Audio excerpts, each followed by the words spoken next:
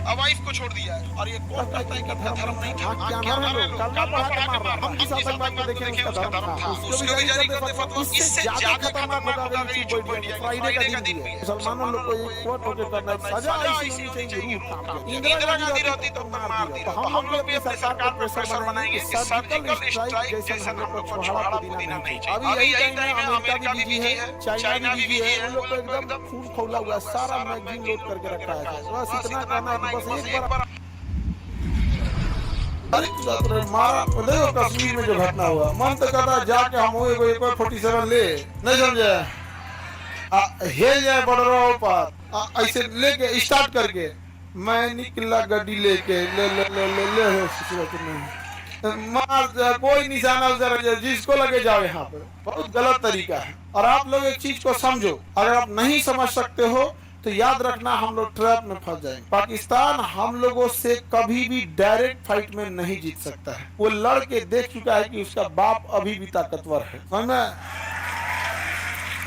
दो चीज समाज में, समाज के दोनों लोगों से हम एक बात करना चाहते हैं। वो चाहता है कि वो हमारे साथ जमीन की लड़ाई में नहीं जीत सकता है, इसीलिए वो हमारी धार्मिक लड़ाई बनाना चाहता है। क्या बनाना चाहता है?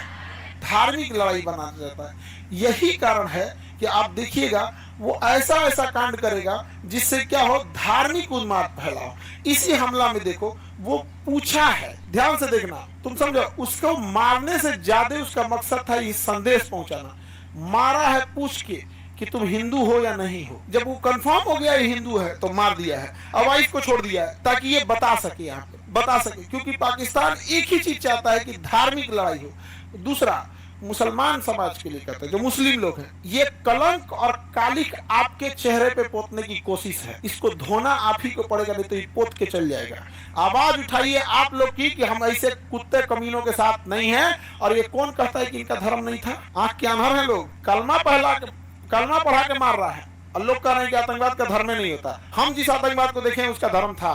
समझ में आ गया कि नहीं आ गया? और हम कोई सब में नहीं, हम बीच उच वाला बात नहीं, हम देखें उसका धर्म था, वो कलमा पढ़ रहा था। समझ आ गया कि नहीं आ गया? ये बहुत गलत चीज है। उस कलमा पढ़ के कोई मस्जिद में जाता है, उसी कलमा पढ़ के तुम किसी को गोली मारोगे। आतंकवादियों को, हर मुसलमान को कहना है, तुमको करना है तो तुम सीधे लड़। समझ आ गया कि नहीं?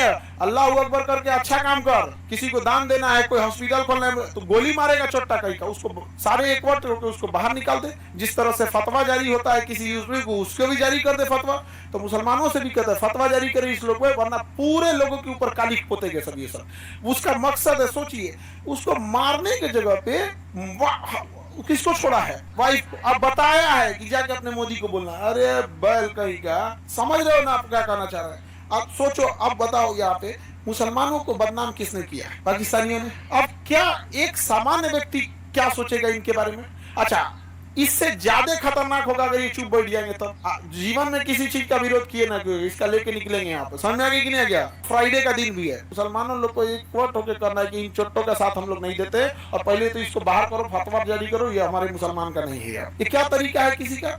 धर्म देख के मारता है। कितना नीचतई है वाली करना। सोचो, जहां से वहां है, हम ये देखते हैं कि जब वो भारत में घुस के और यहाँ पर जब वो हिंदू पे इस तरह से अत्याचार कर सकते हैं, माइनॉरिटी पे इस तरह से, तो क्या हाल बना के रखे होंगे वो पाकिस्तान के अंदर। आप कल्पना बस करो कि जब हमारे यहाँ घुस कर मिलिट्री के सामने पाकिस्तान में क्या हाल बना के रखा होगा सर।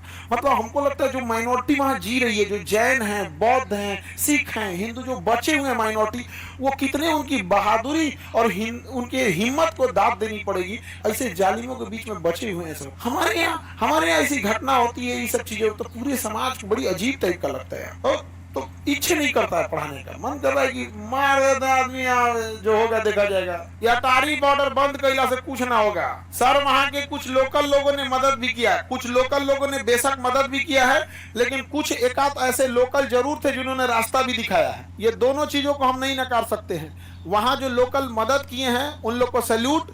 जो लोग कई घायलों को कंधा पे लेके भागे, क्योंकि पहाड़ पे भागना मुश्किल हो जाता है, तो कुछ वहां के लोकल लोग पहाड़ कंधा पे लेके भागे हैं, वो लोग बहुत सराहनीय काम किए हैं। उससे सरकार को भी ऐसे उन लोगों को चिन्हित करके पुरस्कृत करना चाहिए।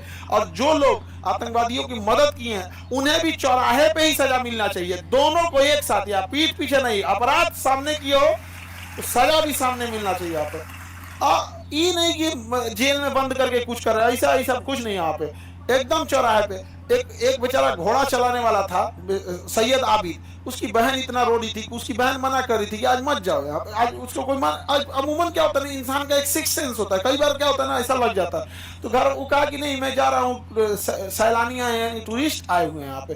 तो घोड़ा से जा रहा था, घोड़ा चलाता था। तो किसी किसी से कोई जहाँ पर्यटक रहते हैं, आदमी घोड़ा लेके खड़ा होता है, फोटो खिंचाना है इस पे, ये कितना ही कमा लेते होंगे लोग यहाँ पे।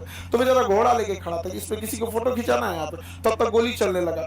अब गोली चलने लगा तो इसको लोकल जान के मारा नहीं, इसके पास से गोली चलाते ही बंदूक छीन लिया, आतंकवादी इस बंदूक छीन लिया, कहा कि हमारे कश्मीरी इनको मत मारो। तो एक दूसरा का आके कहा एकरो मारो, यहाँ पे हाँ एकरो मार दिया यहाँ पर छीन के इसको। लेकिन क्या करेंगे, घोड़ा चलाने वाले को बंदूक चलाने थोड़ी आता है, लेकिन हिम्मत तो दिखाया यहाँ पर। लेकिन निहत्ते लोगों को मारता, ऐसे लोगों को जो सच में बहादुरी का काम किए हैं, जो बचा के निकाले हैं उनको, और उनको तो खोज खोज के निकालना चाहिए जो इनकी मदद किए हैं, और सजा ऐसा देना पैदल ले जाए कश्मीर से कन्याकुमारी।